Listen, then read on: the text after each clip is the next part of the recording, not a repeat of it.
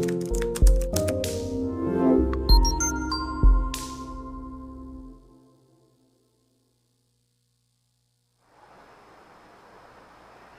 day, grade 11 students. Let us begin our class by asking the guidance from the Lord. May I ask everyone to stand? And always remember that despite of everything that happened, we are still and will always be at the loving presence of God.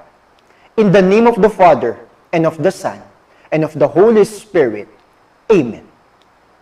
I believe in God, the Father Almighty, Creator of heaven and earth, and in Jesus Christ, His only Son, our Lord, who was conceived by the Holy Spirit, born of the Virgin Mary, suffered under Pontius Pilate, was crucified and died and was buried. He descended into hell. The third day He rose again from the dead. He ascended into heaven and seated at the right hand of God, the Father Almighty. From then, He shall come to judge the living and the dead. I believe in the Holy Spirit, the Holy Catholic Church, the communion of saints, the forgiveness of sins, the resurrection of the body, and life everlasting. Amen. Glory to the Father, and to the Son, and to the Holy Spirit, as it was the beginning, is now, and will be forever. Amen. Our Lady of the Most Holy Rosary, pray for us. Saint John Paul II, pray for us. Saint Pedro Calungsod, pray for us. Saint Lorenzo Ruiz, pray for us. Saint Michael the Archangel, watch over us. Most Sacred Heart of Jesus, have mercy on us, that in all things may God be glorified. In the name of the Father, and of the Son, and of the Holy Spirit. Amen. Once again, good day, grade 11 students, and welcome to our Christian Living Education class. My name is Mr. Roniel G. Galinato, and I will be your teacher for the rest of semester. I'm excited to be with you on another journey of getting to know more who Jesus is. Let us begin by discussing the outline of our module. The outline of our module has two lessons. Number 1 is the bridging program for senior high school. Module number 2, we will be discussing about human integrity and human development. The module 1 for bridging program for senior high school for incoming grade 11 students will address the gap in Christian living education, instruction, classes to all transferees, new students, particularly to those grade 10 completers from public school. Therefore, this bridging program will allow you and will prepare you for the prerequisites of the Christian living education. Let us now begin our lesson 1. And for our lesson 1, we will be discussing everything about prayer. May I ask everyone to say prayer? Prayer in Filipino, panalangin. What is prayer? Prayer is lifting up our minds and hearts to God.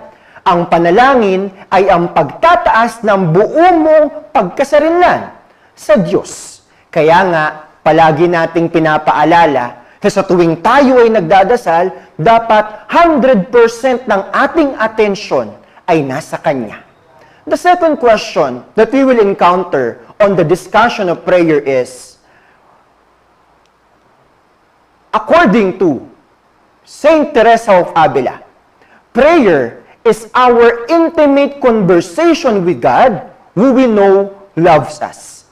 What is prayer again? Prayer is allowing God to love you more and more.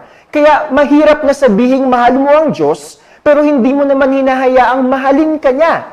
At mararamdaman mo lang ang pagmamahal mo sa Kanya sa pamamagitan ng panalangin. Another definition of prayer coming from CFC, prayer is a loving, conscious, personal relationship with God. Anong ibig sabihin noon? Kaya natin sinasabi natin palagi na pag ikaw ay nananalangin, dapat ini-imagine mong kasama mo palagi ang Diyos. Hindi siya malayo, kundi nakikipag-usap ka sa tabi niya. And those definition of prayers are coming from Catechism for Filipino Catholics. What is Catechism for Filipino Catholics? The Catechism for Filipino Catholics contains all the teachings of the Catholic Church contextualized in the Philippines. And the second question is, why do we pray? We have the guide, ACTS.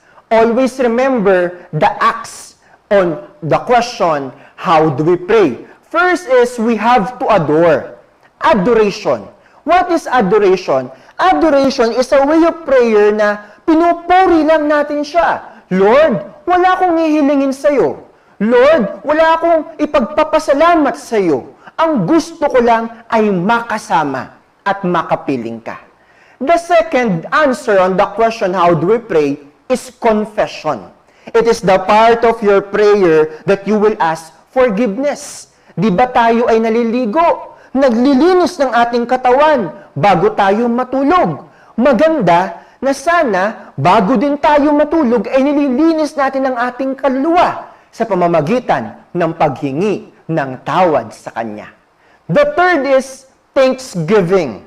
Pagpapasalamat sa Diyos. Alam nyo, every day we receive a lot of blessing. Sana hindi natin nakakalimutang i-enumerate yung lahat sa Kanya. And even na matapos mo yung isang buong araw, ay sapat na para ikaw ay magpasalamat. And the last answer on the question, why do we pray, is supplication. May I ask everyone to say, supplication.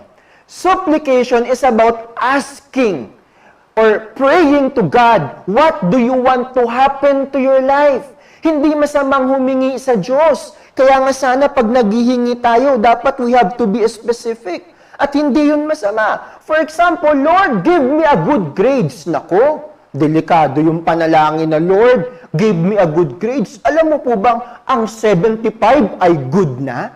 Bakit? Kasi passing grade na siya. Kaya kung hihingi ka sa Diyos, you have to put it in detailed. You have to be specific. Lord, I'm praying na sana at the end of this online class, at the end of this semester, I receive 95 in Christian living.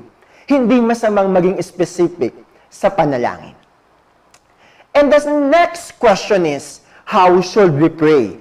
Number one is we have to pray with attention. We have to avoid distraction. Kaya nga, if you will read the Bible, you can find there that when you pray, you have to go to your room. Go inside your room. Why? In order for you to have your 100% attention to the Lord. Diba, naalala ko yung nanay na nanalangin ng rosaryo. Pero habang siya nanalangin ng rosaryo, ang daming tumatakbo sa isip niya. Kaya ang nangyari nang sa kanyang panalangin, Aba, Ginoong Maria, napupuno ka ng timba. Ang Diyos ay sumasayo, isara mo ang pinto. Diba, nagkagulo-gulo na yung Aba, Ginoong Maria. Bakit? Walang atensyon. The Lord wants to be with you. The Lord wants to be your 100% attention if you are talking to Him. Number two is with conviction of our own helplessness and dependence to God. May nagtanong sa akin, Sir, bakit tayo pag nananalangin tayo nakaluhod? Bakit? Kasi every time na tayo nananalangin, isa yung significant moment na kung saan hinahambol mo yung sarili mo. Lord, mababa ako. Mataas ka. Lord, I need you in my life. That's the reason on why we are praying. At sabi nga ni Cardinal Tagle, lahat tayo ay kinaawaan lamang ng Diyos. We are just moving on the mercy of God. Kaya pag ikaw ay nananalangin, sana huwag kang mayabang. Sana huwag kang mapagmataas. Lord, I'm only little. I need you. And I want you to be in my life. the third answer on how should we pray is we have to have a great desire for the graces we beg Him. Everybody say, great desire. Ano yun? Be careful on what you pray for. Dapat yung sasabihin mo sa Kanya yung deepest desire of your heart. Hindi ka makapagtatago sa Diyos. Sabihin mo sa Kanya ang laman ng kaibuturan ng iyong puso. Ganon, dapat ikaw mananalangin. And another answer on how we should pray is we have to be with loving, trust on His goodness, and perseverance. Number 1 is with loving. Naglalambing tayo dapat sa Diyos. Alam niyo yung panalangin, Our Father? Our Father, the word Father, pag tinranslate mo, with the real translation is Abba. And what is Abba? Abba is not just our Father. Abba is what we call on our own Father. Anong ibig sabihin nun, sir? Tinuturo ng Ama namin na panalangin ay pag tinawag mo daw ang Diyos, pwede mo siyang tawagin kung ano ang tawag mo sa sarili mong tatay. Just for example, Daddy, ito ang gusto ko. Daddy, salamat. Daddy Lord. Ganun ang panalangin. Kung paano mo tinatawag ang tatay mo, ganun mo din tatawagin sana ang Diyos. Bakit? Para maramdaman mong kapiling at kasama mo siya. Another thing is, we have to trust. Everybody say trust. May mga kilala po ako na nananalangin, pero at the back of their mind, iniisip na lang, di naman ibibigay ng Diyos to. Hindi. Dapat kapag ikaw ay nananalangin, may conviction ka na ibibigay ni Lord ito. Kung hindi man niya ibigay ang exact na prayer ko, baka ibigay niya yung next version or yung best version of it. And another thing is perseverance. Perseverance is you keep asking and asking and asking the Lord. Hindi pa ba binibigay ng Diyos yan? Okay lang. Patuloy kang manalangin, tumawag, at pumiling sa Kanya. Naalala ko tuloy, yung bata, pag may bata kang kasama, pamangkin, anak or kapatid, at sasabihin sa yung Kuya Runiel, pwede po ba makipaglaro sa'yo? At sasabihin ko sa bata, sige, pero mamaya, may tinatapos ako. Pero alam nyo, 5 minutes after, babalik ka naman yung bata. At sasabihin ng bata, Kuya Runiel, laro tayo. At sasabihin ko na naman sa kanya, wait lang, may tinatapos ako. Pero, pag babalik ulit siya ng babalik, hindi ko naman siya sisipain. Hindi ko naman siya bubugbugin. Makukulitan ako sa bata at ano sasabihin ko sa kanya? Iiwan ko yung ginagawa ko at makikipaglaro ako sa kanya. I believe, my dear students, yun yung sinasabing you have to pray with perseverance. Pag ikaw ay nanalangin, dapat nagpapatuloy. Hindi lang isang beses, kundi you have to pray and pray and pray. Pero alam ninyo, my dear students, hindi lahat ng panalangin natin ay binibigay ng Diyos. Bakit? Because sometimes, if God does not change the situation, He is changing your disposition. Pag hindi niya binago yung sitwasyon, ikaw yung binabago niya. Naalala ko tuloy yung isang kwento. One day, there was an upright man. Maka-Diyos, mabuti at naglilingkod sa kanya. Natutulog siya at sa kanyang pagtulog ay nakarinig siya ng boses. Boses galing sa Diyos. At ang sabi ng Diyos sa upright man, bumangon ka. Siyempre, anong gagawin ni upright man? Bumangon. Kasi nga upright siya. Paglabas niya ng bahay, nakakita siya ng wall or dingding. At ang sabi ng Diyos sa kanya, I want you to push that wall. So, siyempre, anong gagawin ng upright man? Yes, Lord! Nanginginig pa, itutulak ko itong wall. So, ngayon, tinutulak na ng upright man yung wall. Ang tagal niyang tinulak, 1 hour, 2 hours, 3 hours. Tapos ang kanyang pahinga lang ay kain, pero tinutulak pa rin niya. Umabot ng 1 week. Pero nung 1 week, habang tinutulak niya yung wall, nagkaroon na siya ng kaunting doubt. At nanalangin siya sa Diyos. Sabi niya, Lord, parang unfair. Kasi Lord, 1 week ko nang tinutulak yung wall na to. Bakit hindi gumagalaw, Lord? At sumagot sa kanya ang Diyos, Anak, sinabi ko ba sa iyong galawin mo yung wall? I only ask you to push it. Now, tignan mo yung sarili mo. After 1 week, so inigyan niya yung sarili niya. Dahil natulak siya ng tulak ng wall, nag-grow na siya ng muscle, naging healthy siya. Ang sabi ng Diyos, I don't want you to move that wall. I only want you to become healthy. Bakit? Dahil ngayong healthy ka na, ibibigay na kita sa isang mahalagang mission. My dear students, yun yung aking dinidiscuss kanina. Sometimes, God is not changing the situation, but He is changing your disposition. Pag hindi niya binago ang sitwasyon, ikaw ang binabago niya. And the greatest prayer in the Word is, Thy will be done.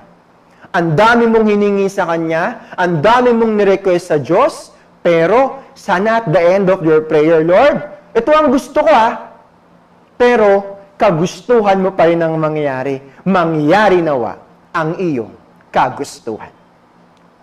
We now continue. Now, we have another question here. For whom should we pray? Siyempre ngayon, alam na natin ang kasagutan dyan. Ipapanalangin natin na sana matapos na ang pandemic. Pero alam nyo, hindi lang dapat pandemic ang pinapanalangin mo ngayon. Ever since pa, dapat ang pag ikaw ay nanalangin ay para sa lahat.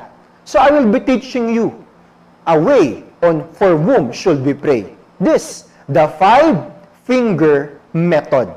Number 1 is you have to pray for the closest to you. Ayan, sa number 1. So ipapanalangin mo yung mga malalapit sa iyo. Sino yun? Yung kaibigan mo, yung katrabaho mo, yung kapamilya mo, yung mga kamag-anak mo. Ipapanalangin mo sila. Pero wait, huwag mong kakalimutang ipanalangin ng iyong sarili. Kasama sila. Number 2 finger is, you have to pray for those that direct. We pray for doctors. We pray for the pastors. We pray for our teachers. Ipanalangin mo naman yung mga nasa posisyon na makapagturo. At lalo na yung mga doktor, lalo na yung mga frontliners natin. Sana isama mo yun sa panalangin.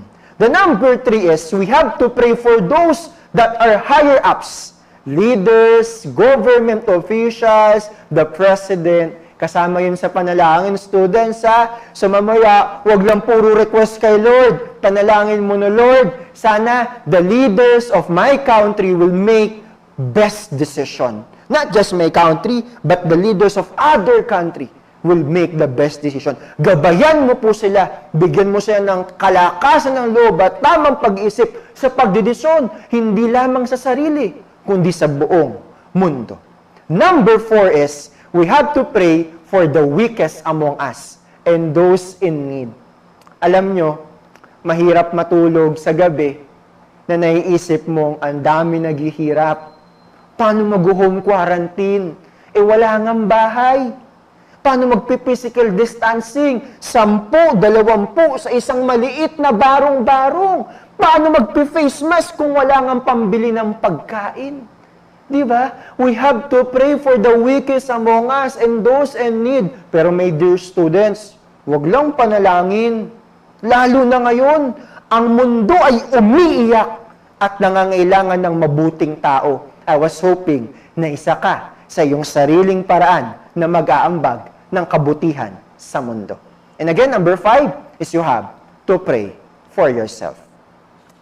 And how should we pray? When we pray, we have to be loving, trust in His goodness, again, and perseverance. And the last question is, how do we usually begin and end our prayers? The answer is, we usually begin and end our prayers with the sign of the cross.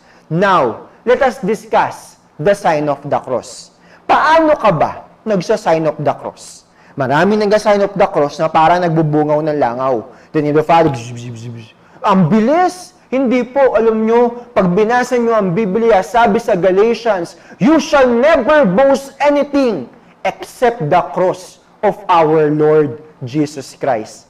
Ayun naman pala, grade 11 students Sana ngayong grade 11 na, alam mo na kung paano mag-sign of the cross. Anong sabi ni Galatians? Pag daw ikaw ay nagsa-sign of the cross, nagmamayabang ka.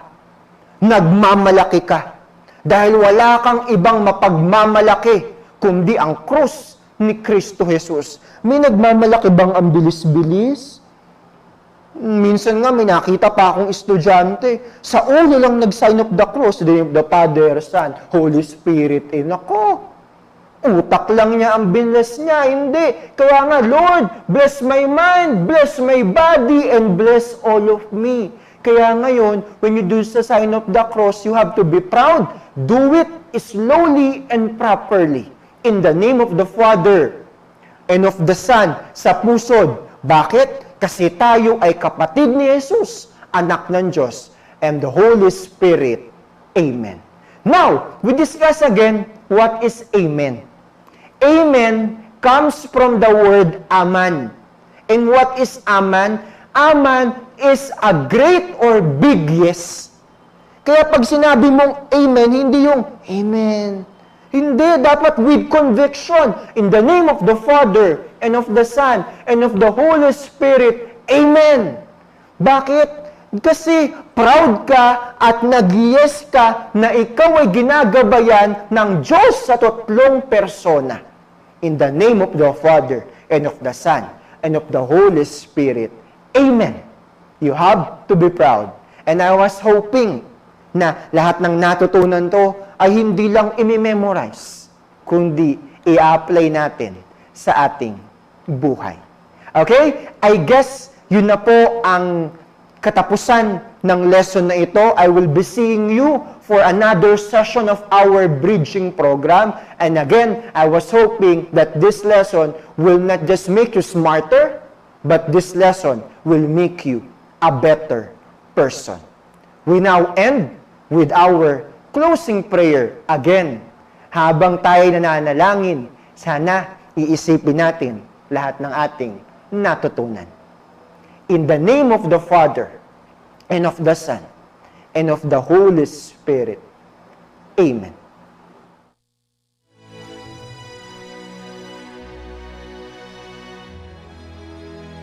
O Holy Spirit, we thank you for the advancements that have led to improving the health of so many. We beg you to inspire new breakthroughs in overcoming the coronavirus and all serious flu viruses. Protect, we pray, healthcare professionals from the illnesses they are treating, and make them instruments of your healing. Amen.